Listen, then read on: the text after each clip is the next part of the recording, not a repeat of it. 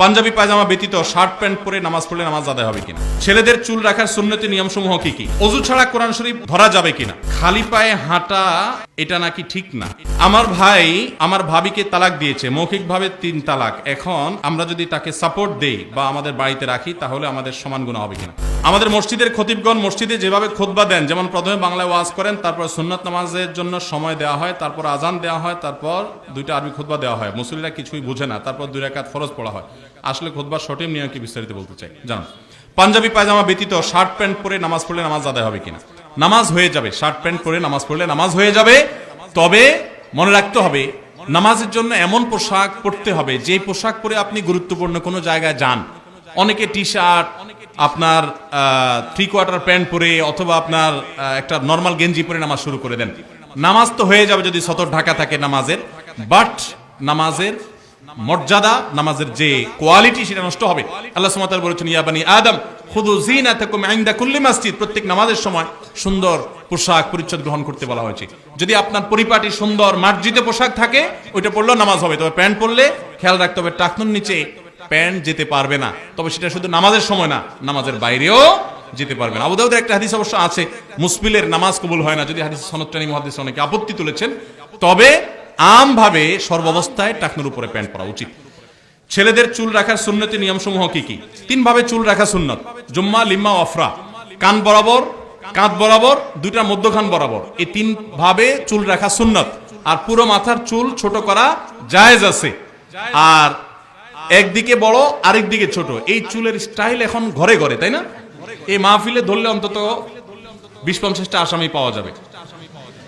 এদিক দিয়া বিশাল বড় বড় চুল আর এদিক দিয়ে চেঁচে ফেলছে পুরো, আছে না ভাইরা আমার? আমি চিন্তা করি হাদিসে যেটা নিষেধ, শয়তান ওইটাকেই কেন প্রমোট করে।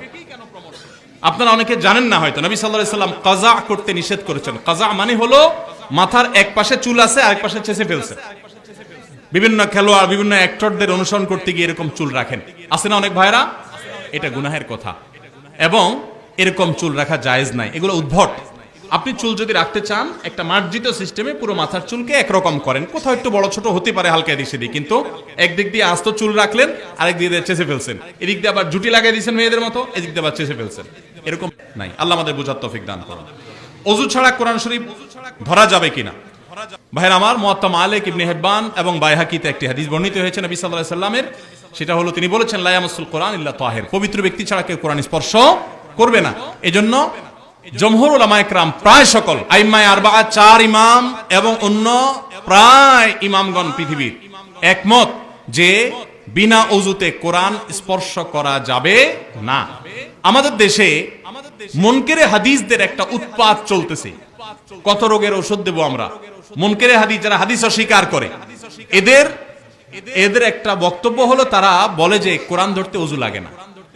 কোরআন ধরতে ওযু, শুধু ওযু লাগে না, কোরআন তেলাওয়াতের শুরুতে আল্লাহ আউযুবিল্লাহ পড়তে বলছেন। কারণ কোরআন থেকে মানুষ মিসগাইডেড হয়ে বিপদগামীও হতে পারে, সেটা যেন না হয় সেজন্য তাকে আউযুবিল্লাহ পড়তে হয়। ওযু করে কোরআন স্পর্শ করতে হয়। মুখস্থ তেলাওয়াত অবশ্য ওযু ছাড়াও করা যায়, যদি ওযু করে করতে পারলে উত্তম। আমার ভাই আমার ভাবিকে তালাক দিয়েছে, মৌখিকভাবে 3 তালাক। এখন আমরা যদি তাকে সাপোর্ট দেই বা আমাদের বাড়িতে রাখি তাহলে আমাদের সমান গুনাহ হবে কিনা। তালাকের মাসআলা মেহেরবানি করে ওলামাদের সাথে সাক্ষাৎ করে নেবেন।